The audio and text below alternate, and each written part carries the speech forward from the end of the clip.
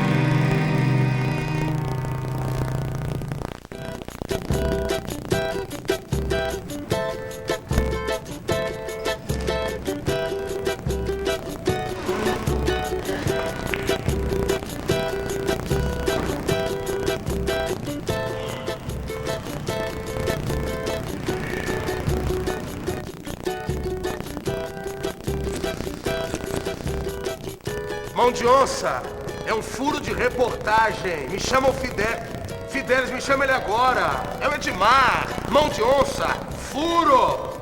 É um furo, mão de onça. É F-U-R-O, furo, é rápido. Mão de onça, me chama. Tá, manda ele esperar, não terminar o programa que eu tô indo pra aí. Tá, tchau.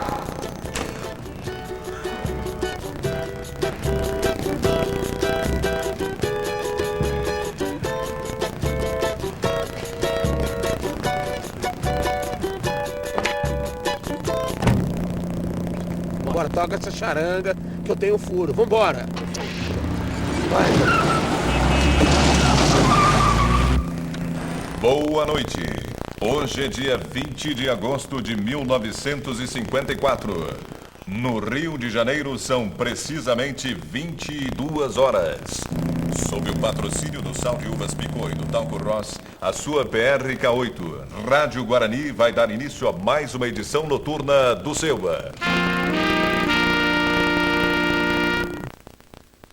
Grande Jornal Falado.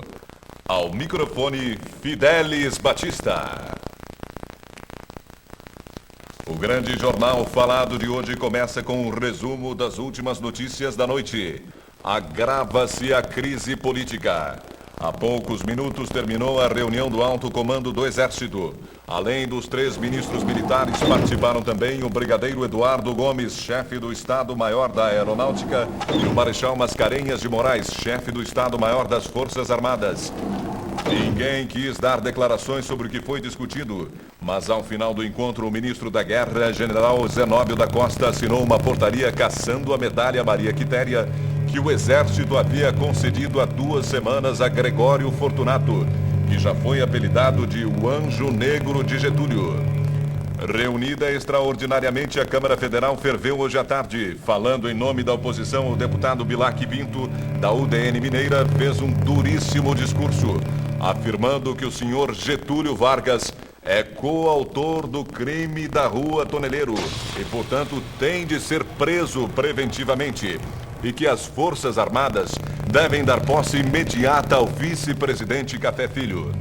Segundo Bilac Pinto, ao tornar-se coiteiro de criminosos e negocistas, Getúlio faltou com o compromisso de defender a Constituição e deve ser recolhido a um quartel do qual sairá sob escolta como preso comum, para sentar-se no banco dos réus junto com Gregório, Climério e outros.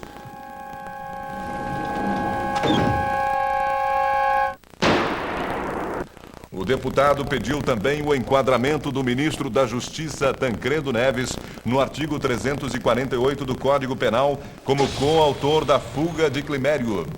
O líder do governo na Câmara Federal, o deputado Gustavo Capanema, do PSD de Minas Gerais, descartou qualquer possibilidade de renúncia do presidente Getúlio Vargas. Segundo Capanema, o presidente só deixa o Palácio do Catete daqui a 2 anos, em 1956, quando termina seu mandato. Prometo manter, defender e cumprir a Constituição da República, observar as suas leis, promover o bem geral do Brasil, sustentar-lhe a união, a integridade e a independência. O deputado Gustavo Capanema nega que haja crise. O presidente despacha normalmente, imperturbável, como se o país não estivesse às portas de uma guerra civil. O doutor Getúlio recebeu hoje, em audiência rotineira, o prefeito de Roma, Salvatore Rebecchini. Mas a placidez desse lago esconde um vulcão prestes a explodir. Qualquer observador isento pode ver que a cada minuto a Aeronáutica e a UDN, liderada pelo jornalista Carlos Lacerda, apertam mais o cerco contra Vargas. Hoje foram presos no Galeão mais 2 homens de confiança do presidente, o seu secretário, Roberto Alves, e o diretor da Rádio Nacional, Vitor Costa. Agora à noite, falando aos estudantes do Centro Acadêmico 11 de Agosto em São Paulo, Lacerda exibiu documentos que comprovam que 2 dos pistoleiros envolvidos no atentado ajudavam a organizar diretórios do PTB no interior do Brasil. Ou seja, são homens ligados ao partido do presidente. De todos os cantos do país, pipocam manifestações exigindo a renúncia de Getúlio, que está cada vez mais sozinho. O meu caro ouvinte deve estar se perguntando: mas onde estão os comunistas? Nem os comunistas que ajudaram a elegê-lo estão ao seu lado? Eu respondo. Ou melhor, os fatos respondem. Enquanto o garrote se aproxima cada vez mais da garganta do presidente, os comunistas estão em festa no Vale do Anhangabaú, em São Paulo, organizando um tal de comício da panela vazia para lançar o general Leônidas Cardoso, candidato ao governo paulista. O orador escolhido para saudar o general Leônidas Cardoso será o escritor comunista Jorge Amado. Caros ouvintes, enquanto os comunistas fazem desfiles de escola de samba e queimam fogos de artifício em São Paulo, o pai dos pobres está encurralado pela UDN e pela Aeronáutica no Palácio do Catete. Os nossos comerciais, por favor. O garoto acordou e tossiu. O velhote tossiu, não dormiu. Só não tosse quem toma Bromil. Só não tosse quem toma Bromil. É Bromil, o amigo do peito. Em entrevista concedida Morta hoje na cidade de Grand Rapids, nos Estados Unidos, a Miss Brasil Marta Rocha, que perdeu a coroa de Miss Universo por ter 2 polegadas a mais nos quadris, insinuou que o Brasil pode ter sido roubado no concurso. Quem quiser pode vir aqui medir, declarou Marta Rocha. Eu tenho 37 e não 38 polegadas nos quadris. Quem não gostaria de medir os quadris da bela baianinha? Os paulistas abrem amanhã a exposição comemorativa do 4º centenário de São Paulo.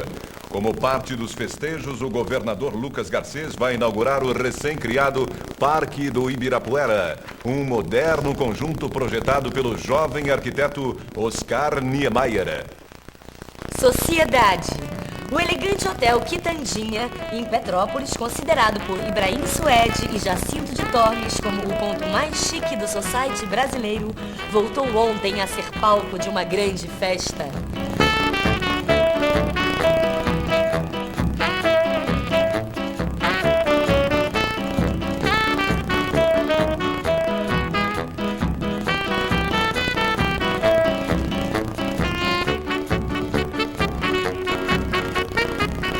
Morreu hoje em Roma, aos 73 anos, o premier italiano Alcide De Gasperi, líder da democracia cristã, considerado o político italiano de maior prestígio e influência depois da Segunda Guerra. De Gasperi havia sido 7 vezes primeiro-ministro da Itália. Moda feminina. Que roupa as 10 mais elegantes vão usar em 1955? Será que os vestidos vão mesmo deixar os joelhos à mostra? E o tomara que caia, vai ou não sobreviver a mais uma temporada? As respostas a estas dúvidas inquietantes foram dadas ontem durante um deslumbrante desfile de modas realizado no motel Copacabana Palace. Desfilam os modelos com o seu passo cadenciado e elegante. As toaletes são encantadoras e apresentam aspectos curiosos. Todas obedecem às novas linhas criadas pelos ditadores da moda. A saia rodada ou saia justa, o bolero ou grande decote constituem as notas predominantes destas obras de invenção. Para satisfazer as exigências e ao gosto femininos, os costureiros das grandes cidades trabalharam constantemente na criação de novas modas. Más notícias para a economia brasileira. Pelo 4º dia consecutivo, o preço do café desaba na Bolsa de Nova York. Ontem a queda havia sido de 56 pontos. Hoje a cotação do produto despencou mais 190 pontos.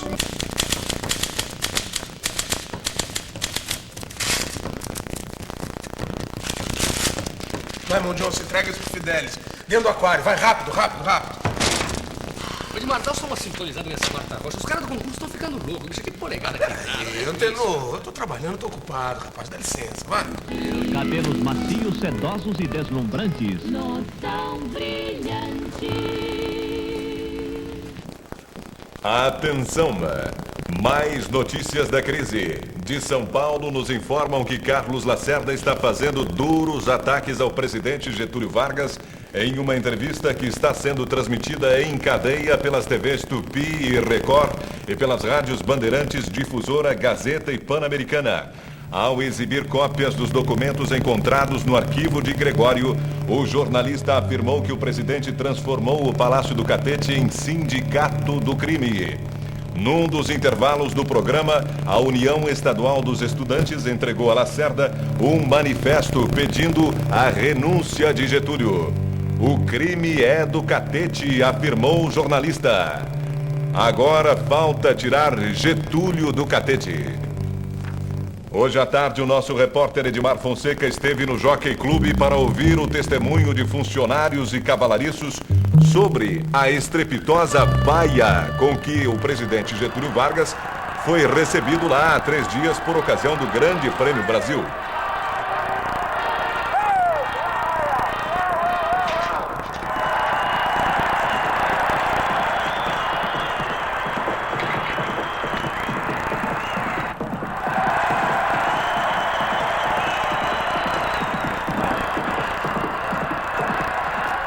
Para espanto geral, nosso repórter acabou descobrindo coisa muito melhor que a baia presidencial.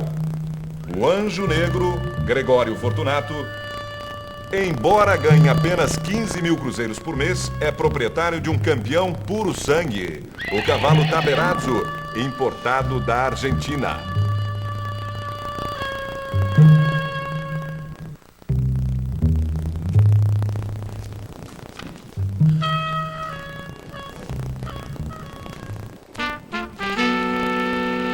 Um grupo de oficiais da Aeronáutica acaba de prender na cidade mineira de Muriaé o José Antônio Soares, membro da guarda pessoal do presidente, que estava foragido.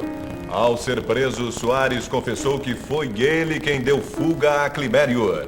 José Antônio Soares levava no bolso 30 mil cruzeiros em notas novas.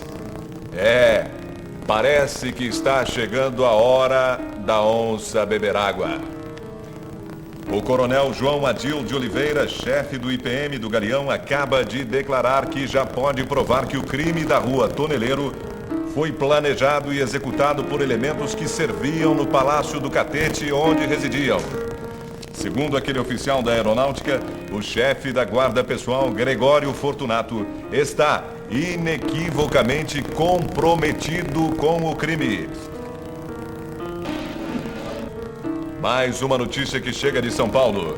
O Pacto da Unidade, organização sindical que representa mais de 600 mil operários paulistas, está anunciando que no dia 2 de setembro próximo vai decretar uma greve geral para protestar contra a tentativa de golpe de Estado que estaria sendo tramado para derrubar o presidente Getúlio Vargas. Mais notícias do Galeão. Os militares divulgaram agora à noite o depoimento do investigador Valente, subchefe da extinta guarda pessoal do presidente. Segundo Valente, toda a guarda obedecia cegamente a Gregório, que por sua vez obedecia sem discutir as ordens do coronel Benjamin Vargas. Os nossos comerciais, por favor.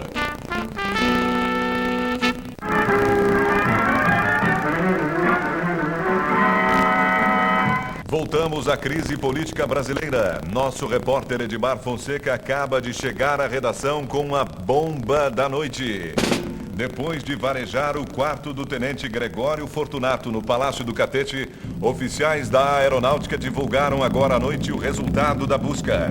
Segundo o coronel Adil de Oliveira, que chefia o inquérito policial militar, foi encontrado nos aposentos do Anjo Negro um pacote contendo 225 mil cruzeiros em notas de 500. E eram notas da mesma série do dinheiro apanhado com o pistoleiro Alcino João do Nascimento, o matador do Major Vaz, o que comprova que o dinheiro para pagar os bandidos saiu mesmo do Palácio Presidencial.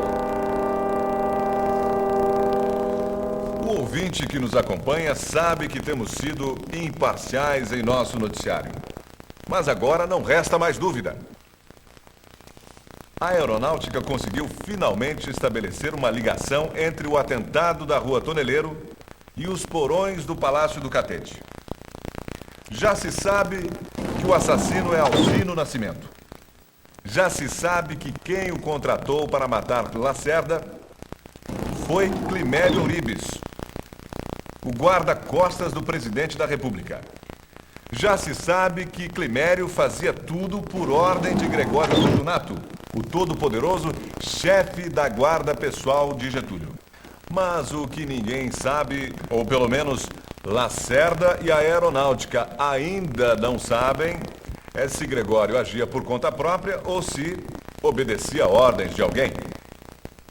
Lacerda, a UDN e a alta oficialidade da Aeronáutica apostam na segunda hipótese. O alvo deles é Lutero Vargas, filho de Getúlio, e Benjamin Vargas, o Bejo, irmão do presidente. Mas o prezado ouvinte sabe muito bem que depois que sente o gosto de sangue, o tigre jamais volta a ser vegetariano. Já pegaram Gregório. Até as palmeiras da Rua Paissandu sabem que se pegarem Lutero ou Bejo, eles não vão parar por aí. O que se quer não é entrar nos porões do palácio, mas chegar ao coração do Catete. O que se quer é chegar a Getúlio Vargas. Mas quem é Getúlio Vargas?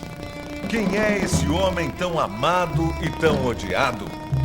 conhece político que desperta tantas paixões nos brasileiros? Para tentar decifrar esta personalidade singular, a sua Rádio Guarani preparou uma biografia de Getúlio que será apresentada aos ouvintes a partir de hoje em 4 capítulos diários. Em seguida, vocês ouvirão o primeiro capítulo, intitulado Dos Pampas ao Poder, mas só depois dos comerciais. Edmar, como é que chama aquele seu amigo, aquele coronel que trabalha lá no Catete? Lafayette. Coronel Chico Lafayette. Será que ele tá lá no palácio ainda? Não sei, né? Mas eu acho que sim. O doutor Getúlio fica assinando decreto até de madrugada, né? Enquanto ele não for dormir, ninguém vai embora. Do jeito que a coisa tá feia, o expediente na Casa Militar não acaba cedo, não. Mas por quê? Por que você quer saber isso? Você podia ligar pra ele e tentar conseguir o resultado do habeas corpus do Gregório e dos outros presos. Se a gente conseguisse dar isso ainda hoje, ia ser outro furo, meu chapa. É furo, isso é furo mesmo. Não. Lafayette não dá esse recado por telefone, não. Não passa informação assim, não. O Atenor tá aí. Bora, vai. Eu vou lá ver isso pessoalmente. Isso. Bora! Bromila acaba com a tosse e a bronquite. O enigmático gaúcho de 72 anos, que neste momento está encurralado no Palácio do Catete, surgiu aos olhos dos brasileiros há 24 anos, em 1930. E aí, coronel, como é que estão as coisas agora? Pretas, meu filho. Cada dia mais pretas. O Lacerda tá querendo a todo custo provar que o Beijo e o Lutero estão por trás desse negócio. E hoje a Aeronáutica prendeu os empresários de São Paulo que deram dinheiro pro Gregório. Mas não é o crioulo que eles querem. O Corvo quer chegar aí no doutor Getúlio. Mas você acha que eles vão conseguir chegar? O Lacerda pode até tentar. Mas do que depender de mim, ele não passa nem do portão. Eu tenho que voltar pra rádio. A sentença do tribunal tá aí com você, né? Então vambora, dá esse troço. Vai. Daqui. Boca de siri, hein? Ninguém pode saber que eu tô te passando a sensação da justiça. Até então, Getúlio Dornelles Vargas tinha sido deputado, ministro da Fazenda e governador do Rio Grande do Sul. Em 30, a Aliança Liberal decide pôr fim à tradicional política do café com leite, através da qual São Paulo e Minas Gerais se revezavam na presidência da República desde o começo do século. Getúlio sai candidato a presidente tendo como vice um nordestino, o paraibano João Pessoa. Mas a candidatura era um atrevimento grande demais para ser aceito pelas elites de um país dominado por coronéis. Júlio Prestes, o candidato do Café Paulista, derrota os aliancistas. Inconformados, os partidários de Getúlio percorrem o Brasil acusando o governo de ter fraudado as eleições para beneficiar o candidato de São Paulo. Em julho, João Pessoa é assassinado na Paraíba. E sua morte é o estopim que vai levar ao barril de pólvora da conjura que vinha sendo tramada pela Aliança Liberal. No dia 3 de outubro, a Revolução explode no Rio Grande do Sul, apoiada por Minas Gerais e pela Paraíba. Um mês depois, já vitoriosos, os soldados gaúchos amarravam seus cavalos no obelisco da Avenida Rio Branco, no Rio de Janeiro. O presidente Washington Luiz tinha sido deposto. Getúlio era o chefe do governo provisório. E em sua chegada é apoteoticamente recepcionado por grande multidão de partidários da vitoriosa revolta.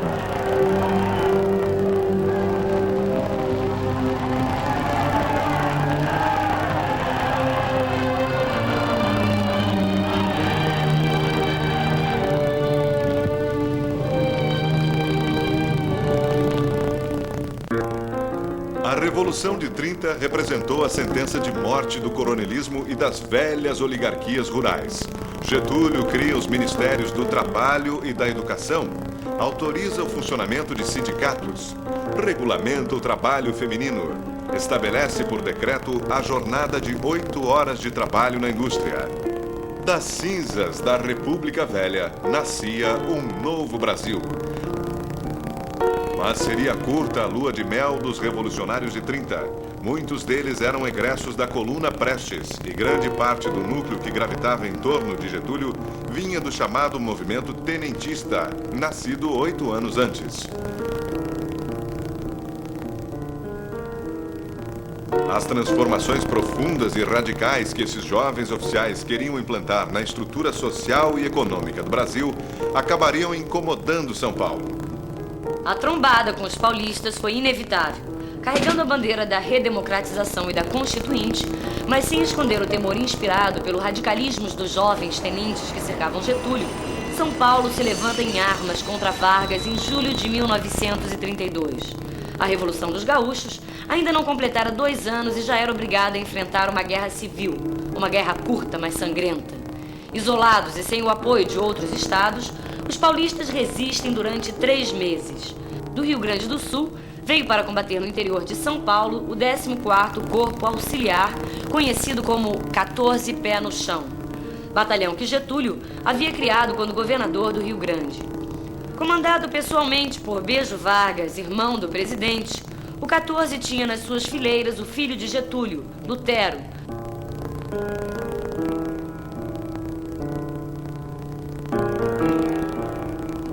Foi nas escaramuças contra os paulistas no Vale do Paraíba que os Vargas descobriram a coragem e a fidelidade de um outro combatente do 14. O homem que iria privar da confiança absoluta do presidente e que 22 anos depois iria arrastá-lo para o abismo. Era um jovem negro muito forte e dotado de singular valentia, chamado Gregório Fortunato. Cercados por tropas fiéis ao governo federal, vindas de todas as partes do Brasil, 3 meses depois de iniciada a Revolução Constitucionalista, os paulistas se rendiam a Getúlio. Mas o presidente vitorioso sabia que não podia deixar aberta uma ferida que deixara o dramático saldo de 1000 mortos. Meses após a assinatura do armistício, Getúlio faz um gesto de pacificação em direção aos paulistas e concede espontaneamente a bandeira que São Paulo tentara exigir dele pela força das armas, a convocação da Constituinte. No dia 17 de julho de 1934, Getúlio é eleito presidente constitucional do Brasil pelo voto indireto dos constituintes. Prometo manter e cumprir com lealdade a Constituição Federal, promover o bem geral do Brasil, observar as suas leis, sustentar a união, a integridade e a independência. A paz, no entanto, iria durar pouco. Na madrugada de 27 de novembro de 1935, explodem no Rio, em Pernambuco e no Rio Grande do Norte 3 focos de insurreição comunista, liderada por Luiz Carlos Prestes. Era a chamada Intentona Comunista. Sem apoio popular e sem contar com efetivos militares expressivos, o levante que os comunistas pretendiam que fosse uma revolução nacional é sufocado em menos de 12 horas pelas Forças Armadas. Sob rigoroso estado de sítio, o Brasil testemunha em silêncio uma onda de terror se abater sobre os oponentes do governo. Entre os milhares de presos estão os escritores Graciliano Ramos e Jorge Amado. No começo de março de 36, a feroz polícia de Filinto Miller, chefe de polícia do Distrito Federal, consegue prender num subúrbio do Rio de Janeiro o líder da revolta, Luiz Carlos Prestes, e sua mulher, a comunista alemã Olga Benário, grávida de 2 meses. Em setembro de 1936, Getúlio deporta Olga Benário para a Alemanha nazista. Uma judia comunista, grávida de 7 meses, é entregue à Gestapo de Hitler para morrer numa câmara de gás. As eleições para a sucessão de Vargas, marcadas para o ano seguinte, dão ao país um novo colorido. O paulista Armando de Salles Oliveira, ligado aos revoltosos de 1932, lança sua candidatura à presidência da República. Depois, é a vez de Plínio Salgado, candidato da Ação Integralista Brasileira, uma agremiação política de forte inspiração fascista. O surgimento de uma terceira candidatura, a do paraibano José Américo de Almeida, amigo de Getúlio e revolucionário de 30, dá a impressão, à primeira vista, que o presidente já se preparava para passar o governo a seu sucessor. Mas era só a impressão. No final de setembro de 1937, Vargas e o general Eurico Dutra, seu ministro da guerra, divulgam um documento intitulado Plano Cohen, que teria sido enviado por Moscou como orientação a supostos agentes da Internacional Comunista no Brasil. Embora fosse um documento falso, como se comprovou depois, o Plano Cohen serviria de pretexto para que o presidente mandasse mais uma vez seus inimigos para o xadrez. E mais do que isso, o Plano Cohen seria a alavanca para Getúlio implantar o Estado Novo em novembro de 1937. Com o país submetido ao estado de guerra, o presidente engaveta a Constituição de 1934 e baixa uma nova e autoritária Constituição que ficaria conhecida como a Polaca. Os partidos políticos são extintos e, com o Congresso fechado, o presidente passa a legislar por decreto. Mais uma vez, o país seria mergulhado na escuridão de uma ditadura. Só que agora, os brasileiros iriam penar, durante 8 anos, uma longa noite de terror. Nem mesmo a mão de ferro com que Getúlio governava seria suficiente, porém, para imobilizar totalmente os inimigos do Estado Novo. A primeira reação viria 4 meses depois, desta vez liderada pela direita. Na noite de 10 de março de 1938, a família Vargas é surpreendida por um violento ataque armado contra o Palácio Guanabara, residência oficial do presidente. Os autores do putsch são os Galinhas Verdes, apelido debochado que o povo dera aos seguidores do integralista Plínio Salgado. Para os homens que cercavam Getúlio, o ataque expôs a insegurança em que vivia o ditador. É nesse momento que se decide criar a poderosa Guarda Pessoal do presidente, inicialmente entregue ao comando de Benjamin Vargas, o Bejo, irmão de Getúlio. Esta Guarda Pessoal, é preciso ser lembrado, ela foi constituída depois do atentado, do ataque dos integralistas ao Palácio Guanabara. E com isso, Benjamin Vargas acabou convencendo o doutor Getúlio que devia organizar uma guarda pessoal. E com isto chamou Gregório, que então nessa época servia na polícia do Rio Grande do Sul. E trouxe com ele vários elementos do Rio Grande do Sul. Em seguida, o governo institui o temido DIP, Departamento de Imprensa e Propaganda, um organismo com 2 objetivos. De um lado, divulgar, junto à opinião pública, a imagem e os feitos do ditador. De outro, estabelecer sobre a imprensa uma férrea censura.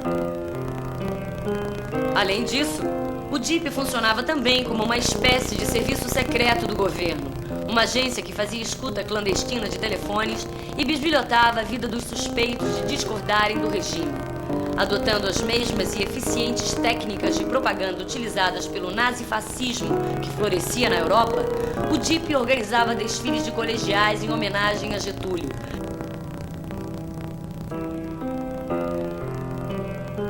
Aborrecia os espectadores de cinema com intermináveis filmes endeusando o Estado Novo e seu chefe supremo. E chegou ao exagero de transformar o 19 de abril, dia do aniversário de Vargas, em data nacional que tinha que ser festejada em todas as escolas do país. Mas o DIP tinha o que mostrar aos brasileiros. Nos anos que vão do fim da década de 30 ao início dos 40, Getúlio instituiu o salário mínimo, criou o imposto sindical, iniciou a construção da Companhia Siderúrgica Nacional em Volta Redonda, criou o Conselho Nacional do Petróleo e decretou o nascimento da Justiça do Trabalho. Como o DIP nascera para mostrar apenas a face positiva da ditadura, os filmes de propaganda não faziam, naturalmente, qualquer referência ao lado obscuro do governo Vargas. Nas telas dos cinemas e nos programas de rádio não apareceram as prisões e torturas de comunistas e integralistas, o confisco do jornal Estado de São Paulo, que em março de 1940 Getúlio mandara tomar da família Mesquita. Outro aspecto do Estado Novo que o DIP não mostrava era a atitude ambígua do governo em relação à Segunda Guerra Mundial, que começara em 1939. Fiel ao seu estilo, Getúlio fazia acenos aos aliados, mas ao mesmo tempo flertava com o nazifascismo europeu. O presidente brasileiro chegou a enviar um laudatório telegrama de felicitações a Adolf Hitler em um dos aniversários do ditador alemão. Só um mês após o bombardeio de Pearl Harbor pela aviação japonesa é que o Brasil finalmente se decide a romper relações com a Itália, a Alemanha e o Japão. E foi preciso que navios brasileiros fossem afundados por submarinos alemães para que Getúlio declarasse o estado de guerra entre o Brasil e os países do eixo.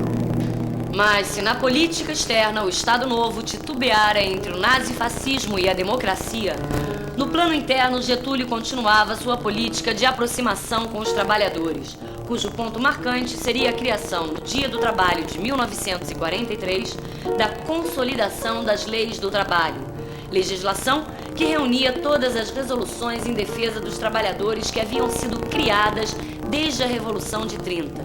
A carteira de trabalho número 1 seria entregue ao presidente da República. Mas os avanços da política de Getúlio em favor dos mais pobres não impediram que o Estado Novo continuasse enfrentando adversários internos. A luta pela democracia na Europa acabaria tendo reflexos no Brasil. E em outubro de 1943, um grupo de 92 políticos, intelectuais, empresários e jornalistas de Minas Gerais põe na rua o documento que ficaria conhecido como o Manifesto dos Mineiros, a primeira manifestação civil e pacífica contra Getúlio desde que ele chegara ao poder em 1930. Apesar da repressão a muitos de seus signatários, a semente estava plantada.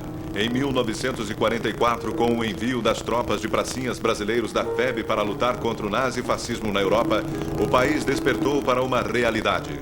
Não tinha sentido morrer pela democracia na Europa e continuar sob uma ditadura no Brasil. A FEB, em vários escalões, partiu para a Itália, onde combateriam nossas tropas. Seguiram também contingentes da FAB. Para bem adorar esse vida, sei de todo o meu bom coração, lá deixei minha aldeia tranquila.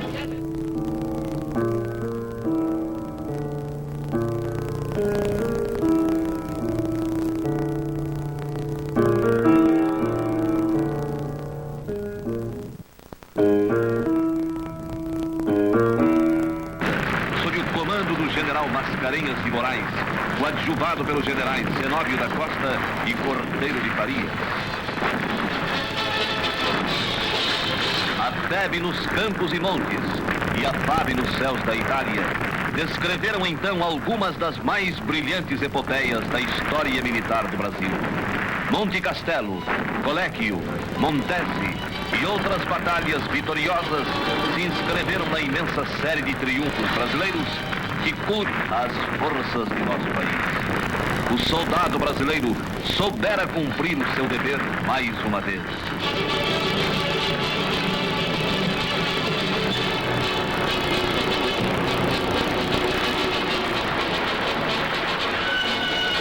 Um belo dia, as sirenes anunciaram festivamente a todo o Brasil que a guerra havia terminado.